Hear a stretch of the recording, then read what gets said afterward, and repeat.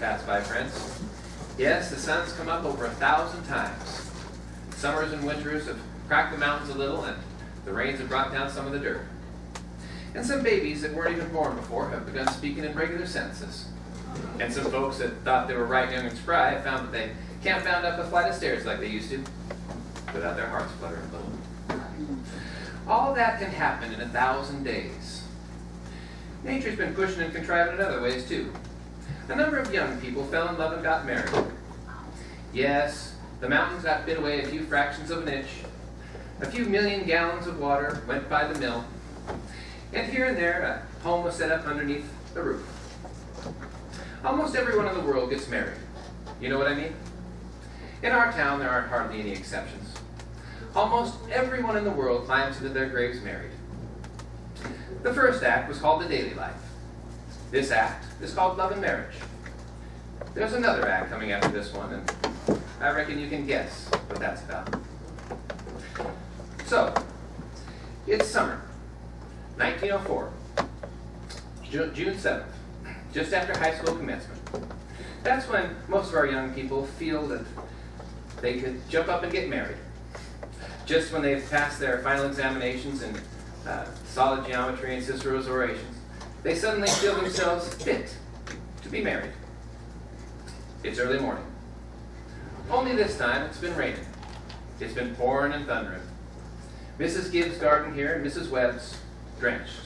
All those bean poles and pea vines drenched. All yesterday along Main Street, the rain looked like curtains being blown along. It could begin again at any minute. Do you hear that? That's a 5:45 for Boston. And here comes Mrs. Webb and Mrs. Gibbs come downstairs to make breakfast, just as though it were an ordinary day.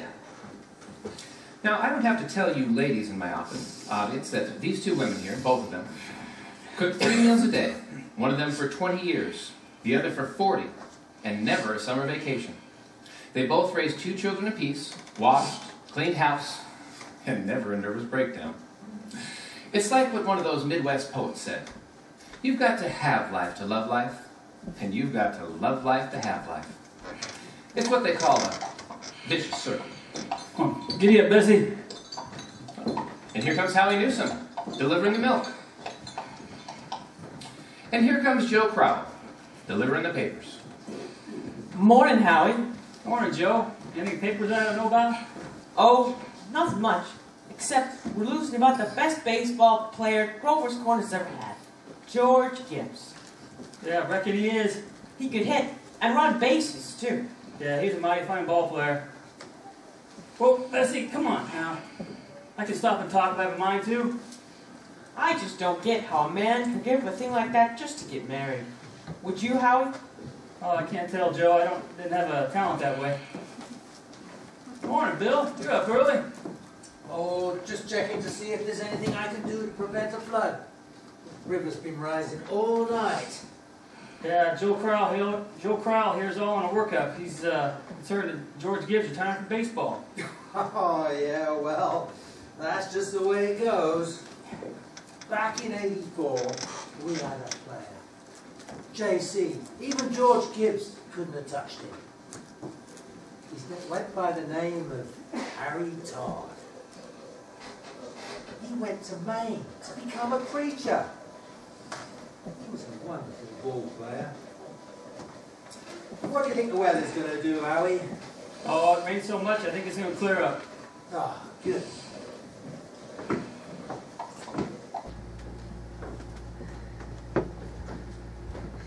Good morning, Howie. Morning, Miss Gibbs. I think it's going to rain again. Oh, I think it rained so much, I think it's going to clear up. Oh, good. I certainly hope so. You went to your regular order this morning? Well, I'm going to have a house full of relations, so I better get about 3 milk and 2 cream. One more milk, I think. Thank you. All right, my wife told me to tell you that we hope they'll be happy. We know they will be. Thank you. You tell your wife I hope she can make it to the wedding. All right? Yeah, she sure will. You wouldn't miss it. Oh, good morning, Howie. Oh, morning, Miss Webb. Now, I know I told you 4 quarts of milk, but I was sure hoping you could spare another. Oh, sure. Give me 2 of cream. You think it's gonna rain again? Oh, just tell Miss Gibbs there that it rained so much this morning, I think it's going to clear up. Now, Mrs. Newsom wanted me to tell you that we hope they'll be happy. We know they will be. Oh, thank you, Howie. And thank Mrs. Newsom. Can we count on seeing you at the wedding? Yeah, we'll be there. We won't miss it. Come on, Bessie, let's go.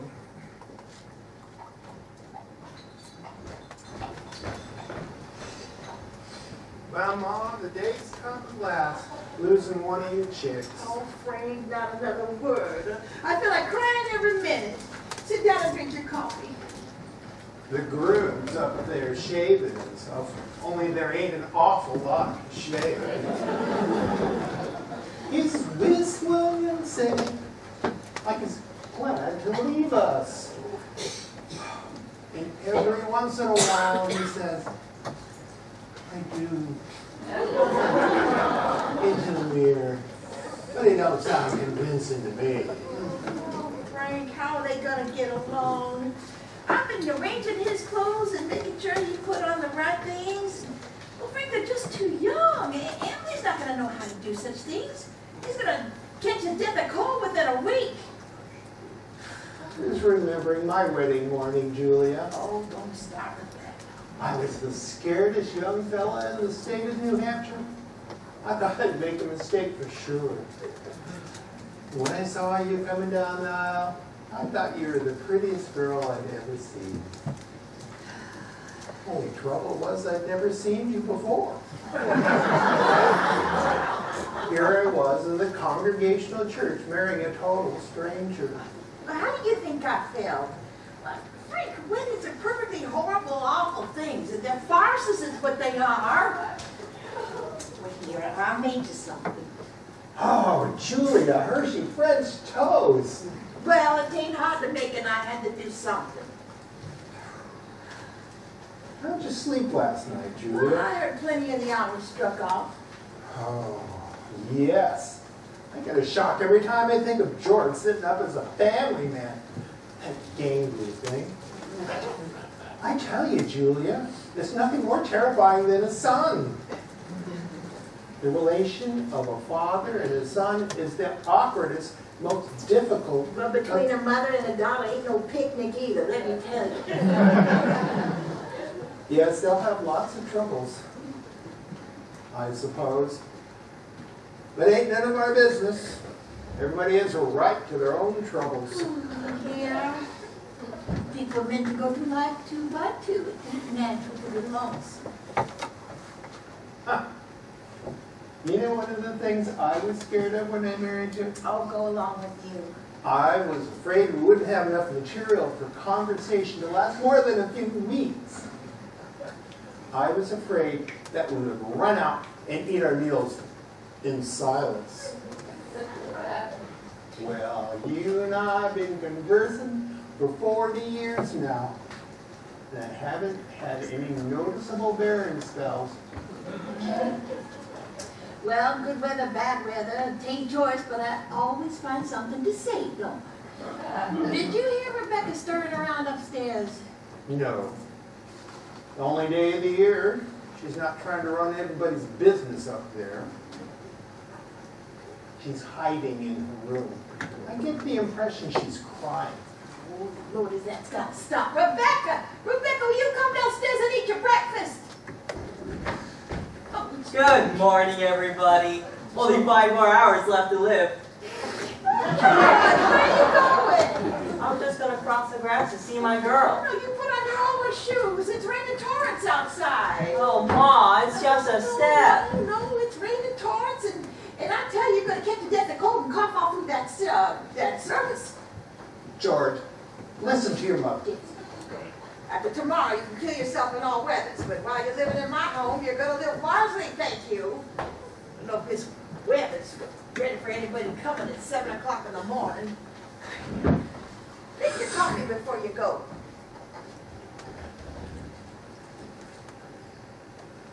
Okay. I'll be back in a minute. All right. This one Good morning, Mother Webb. Oh, good morning. Good gracious, George. Oh, you can come in out of the wet, but you can't stay. Why not? George, you know as well as I do, the groom can't see his bride until he sees her in church. Oh, but that's just a superstition. Good morning, Mr. Webb. Good morning, George.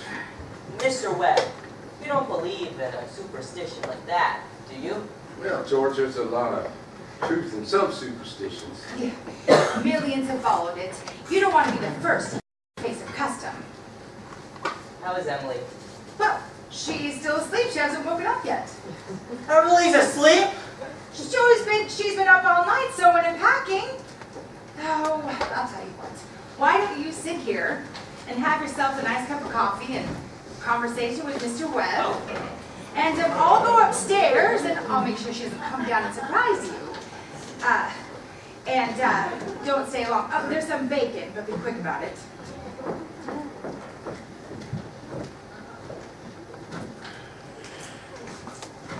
Well, George, how are you?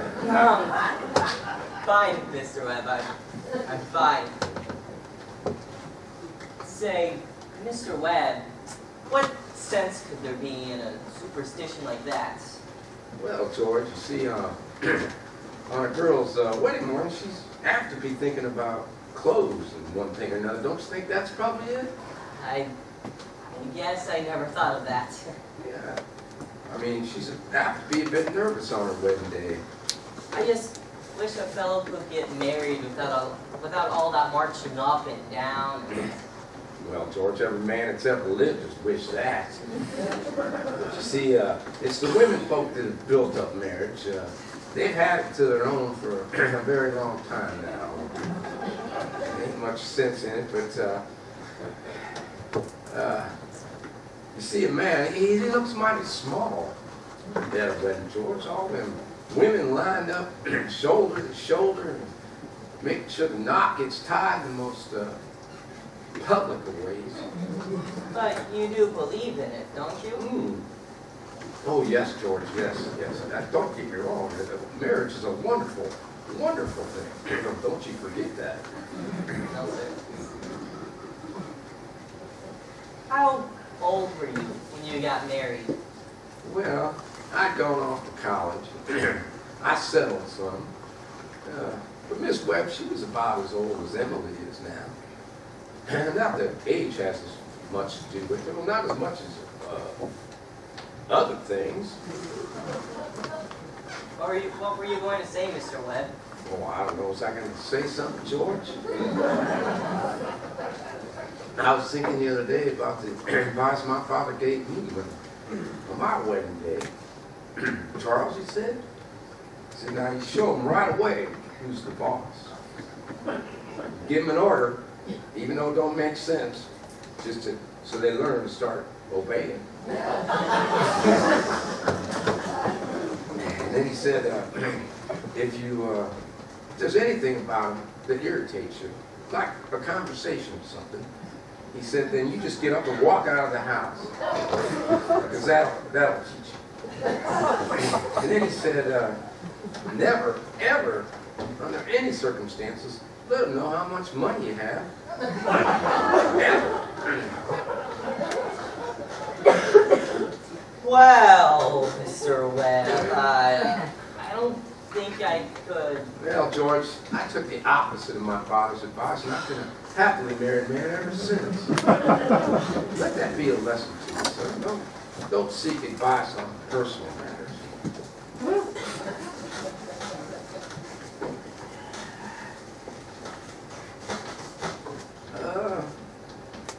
Are you going to raise chickens on that farm of yours, George? What? Are you going to raise chickens on that farm of yours? Oh, well, you know, Uncle Luke has never been interested, but I thought that I could, Well, a book come through the office the other day, and I think you should read it. It's on the final method of raising chickens. I think I'm going to raise some chickens out back. I'm going to put the incubator down in the cellar. Charles, are you talking about that old incubator again? I thought you'd be having a conversation more worthwhile. Maybe you would like to stay down here and talk to the boy while I go upstairs. George, Emily needs to come down and get her breakfast. She sends you her love, but she doesn't want to see you. Goodbye. Goodbye. Myrtle, maybe you've forgotten about the older superstitions. What do you mean, Charles? Well, it's like since the time of cavemen, it's a well-known fact that the bridegroom's not supposed to see the father-in-law on the day of the wedding. Or any time near it. Don't you forget that. Thank you, Mr. and Mrs. Webb. Thank you very much. Now we're going to have to interrupt here again. You see, we want to know how all this began. This wedding. This plan to spend a lifetime together. I'm awful interested in how such things begin. You know how it is. You're 21 and 22 and you make some decisions. And then whoosh, suddenly you're 70 and you've been a lawyer for 50 years. And this white-haired lady beside you has eaten over 50,000 meals with you. How do such things begin? Well, George and Emily are going to share with you now the conversation that they had when they realized that, as they say, they were meant for one another. But first, I want you to think back on how it was to have been very young, and particularly when you were first in love, when you were like a person sleepwalking, and you didn't quite see the road you were in, and you didn't quite hear everything that was said to you. You were just a little crazy. Can you remember that, please? Now it's 3 o'clock, and they'll be coming out of high school soon, and George has just been elected junior class president, and it's June. That means that he'll be senior class president all next year. And Emily has just been elected secretary and treasurer. Now I don't have to tell you how important that is. Yeah, here they are coming down Main Street now. I can't, Louise. I've got to go home. Goodbye. Ernestine, can you come over tonight and do Latin? Isn't that Cicero just the worst thing? Tell your mother that you have to. Goodbye, Helen. Goodbye, Fred. Emily, can I carry your books home for you? Sure. It isn't far. Excuse me a minute, Emily. Hey, Bob, if I'm a little late, start practicing away. Ooh, and give Herb some long high ones. Goodbye, Lizzie. Goodbye, Lizzie. Awfully glad you were elected too, Emily. Thank you. Emily, why are you mad at me? I'm not mad at you. You've been treating me so funny lately. Well, George, since you asked, I might as well just say it outright. Goodbye, Miss Corcoran. Goodbye, Miss Corcoran. What? What is it? I just don't like this whole change that's come over you in the last year. Now, I'm sorry if this hurts your feelings, but I've just got to tell the truth and shame the devil. Change? What change? Well, up to a year ago, I used to like you a lot and watch you as you did everything because we've been friends for so long. But then you started spending all your time at baseball. You never stopped to talk to anyone anymore. Not even your own family you didn't. And George, it's a fact. You've gotten awfully conceited and stuck up, and all the girls say so. They may not say it to your face, but that's what they say behind your back. And it hurts me to hear them say it, but I can't help but agree with them. Now, I'm sorry if this hurts your feelings, but I just cannot be sorry I said it. Emily, I'm glad you said it. I guess it's hard for a fella not to have faults creep into his character. Well, I think a man should be perfect. So, obviously, you should too. Oh, I don't think it's possible to be perfect, Emily. Well, my father's perfect. And from what I can see, your father's perfect. There's no reason on earth why you shouldn't be too. Well, I think it's the other way around. That men are not naturally perfect, but girls are. Well, you might as well know right now that I'm not perfect. It's a fact that girls are we're more nervous. And I'm sorry I said all of that to you. I don't know what made made me say it to you. Emily? And now I can see it's not the truth at all, and I suddenly feel it isn't important anyways. Emily, would you like an ice cream soda with me, or something before you go home? Thank you, I would.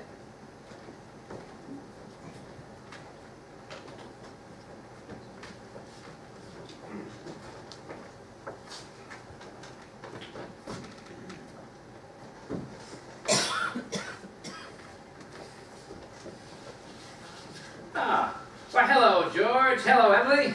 What do you have? Why, Emily wept. You've been crying. What's the matter? Oh, she just had an awful scare, Mr. Morgan. She almost got ran over by the hardware store wagon. People say that Tom Huggins drives like a crazy man.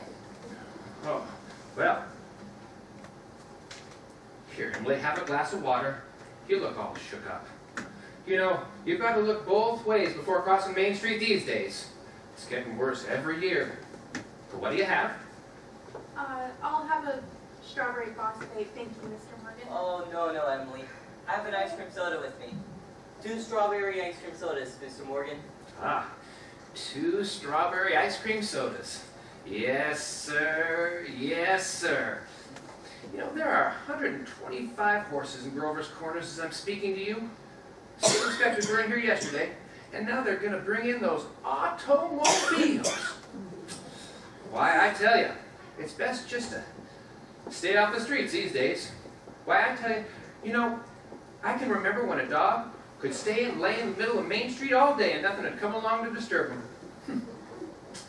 Ah, there you are. Enjoy them. Oh, yes, Mrs. Ellis, what can I do for you? They're so expensive. Oh, no, don't worry about that, Emily. We're celebrating our election, and do you want to know what else I'm celebrating? Sure. I'm celebrating because I've got a friend who will tell me the things that ought to be told me. George, please don't think of that. I don't know what made me say it. You're No, Emily, you stick to it. I'm glad you spoke to me about what you did, and you'll see. I'm going to change. I'm going to change so quick. Emily, can you do me a favor? Certainly.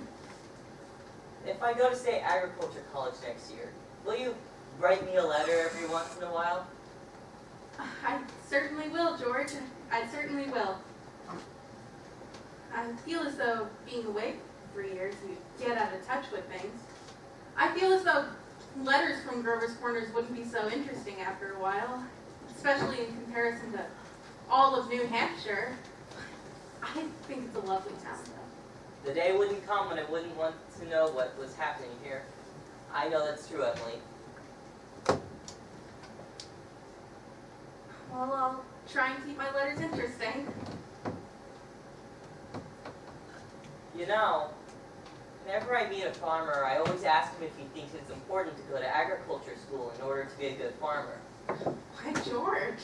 And some say that it's even a waste of time. I mean, you can get all that stuff anyways from the pamphlet the government hands out, and Uncle Luke is getting old. He's about ready for me to start taking over tomorrow if I could. Wow. And, like you said, going out to other places and meeting other people. If something like that were to happen, I don't want it to go away, but I guess new people aren't any better than the old ones. I'll bet they almost never are. And Emily, you're as good as a friend as I've got, and I don't need to meet any of the other people in the other towns.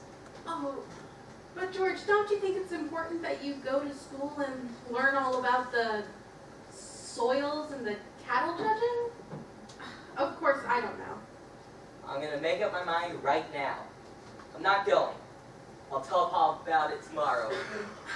I don't see why you have to make a decision right now. It's a whole year away. Emily, I'm glad that you told me what you did. Especially about that fault in my character. And what you said was right, but there was something about it that wasn't. And that was when you told me That was when you said that I wasn't really paying attention to other people, and you, for instance. I mean, you said you were watching me and everything I did. Well, I was doing the same for you. Of course, you were one of the few chief people I always thought about. I always made sure you were on the bleachers, and I always made sure who you were with. And for the past 3 days, I've been trying to find the time to walk home with you, but something's always gotten in the way. Yesterday, I almost asked you, but then you walked home with this Corcoran instead. George, life's awful funny.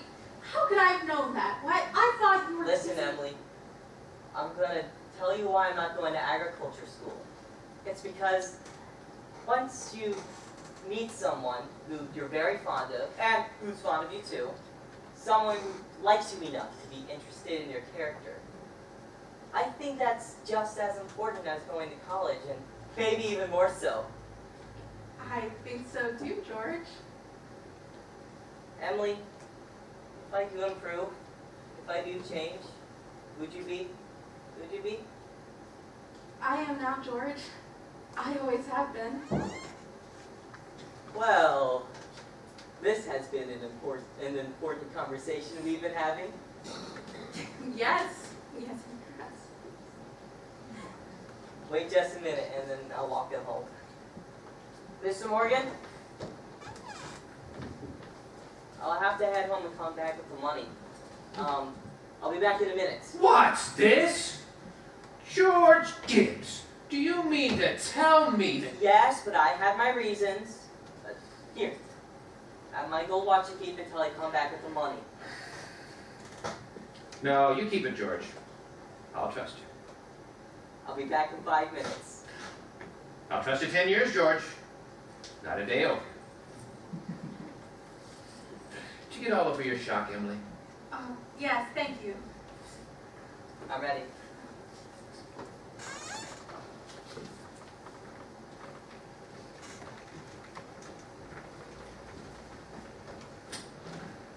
Well, let's get on with the wedding.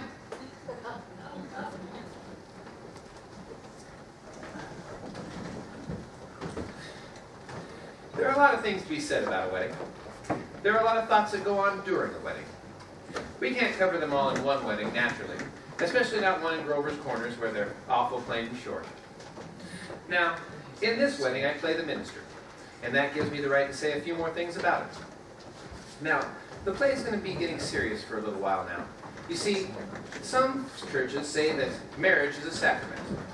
Now, I don't quite know what that means, but I can guess.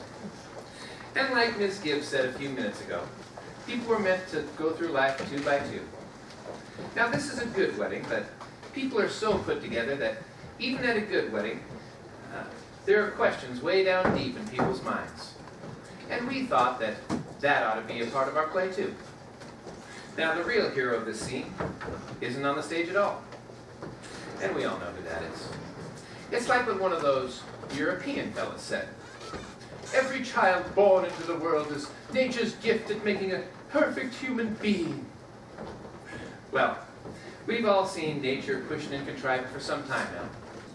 Now, we all know that nature is concerned with quantity, but I think that she loves quantity too. And that's why I'm in the ministry. And let's not forget about all the other witnesses to this wedding. The ancestors. Millions of them. Most of them set out to live life 2 by 2 as well. Millions of them. Well, that's all my sermon. It wasn't very long anyway.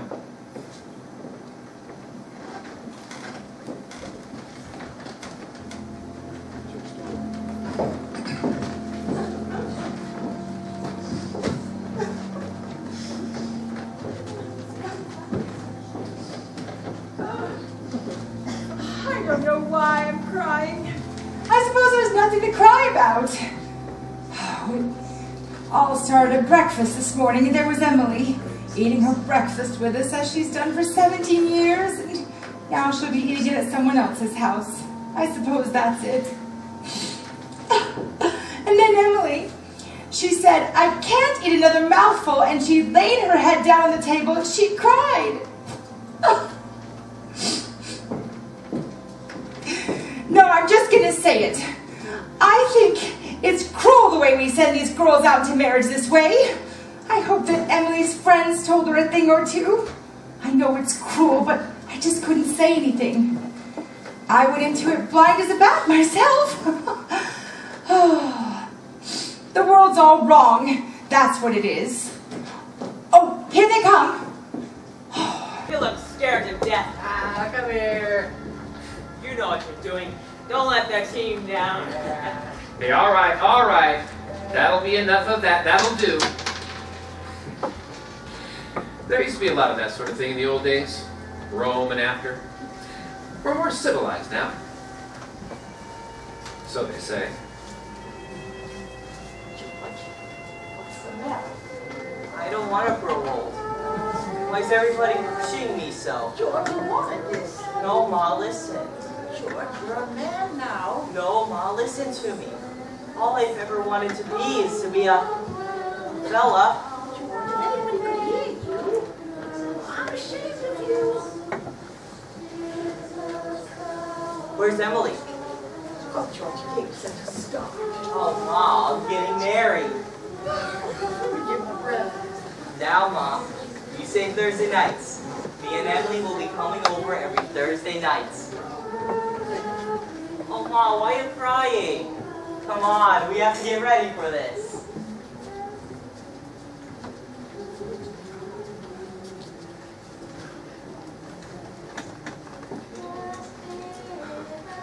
I've never felt so alone in my entire life. George over there looking so, I hate him. I wish I were dead. Emily, don't get so upset. Papa, I want to get married. Emily, it'll be all right. But, Papa, why can't I just stay here as I am? Let's go away. Emily, just think about it for a minute. No, but Papa, don't you remember what you used to say? All the time you used to say to me, all the time that I was your girl. There's gotta be a bunch of places we can go to. I'll work for you. I can keep house. Emily, don't think about things like that right now. You're just nervous. It'll be all right. George. You're marrying the greatest guy in the world. George is a fine fella. But Papa. George, I'm about to give away my girl. Are you sure you can take care of her? Mr. Webb, I'll try. Emily, I need you. I love you. If you love me, just help me. All I want is for someone to love me. I will, Emily. I will. I mean, forever, okay? Forever and ever. Okay, come on now. They're waiting for us. Everything will be just fine. Fine, Emily.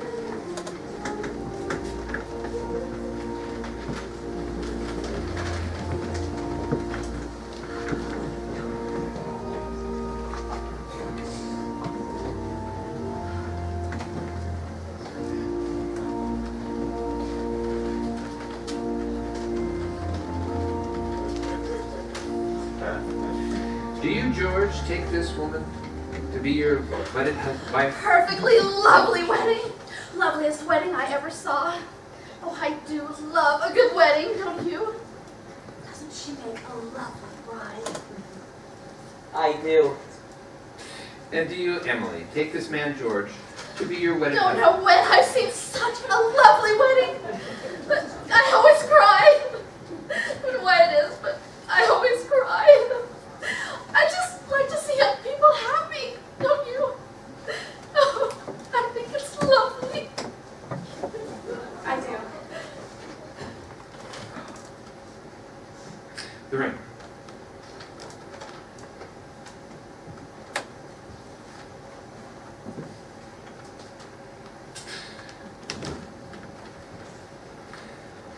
I've married over 200 couples in my day. Do I believe in it? I don't know. M marries N, millions of them. The Sunday rides, the go-kart, the rides in the Ford, the first rheumatism, the grandchildren, the second rheumatism, the deathbed, the reading of the will. Once in 1,000 times it's interesting. Well, Let's have Mendelssohn's Wedding March. Aren't they a lovely couple? I've never been to such a nice wedding. I'm sure they'll be happy. I always say happiness, that's the great thing. The important thing is to be happy.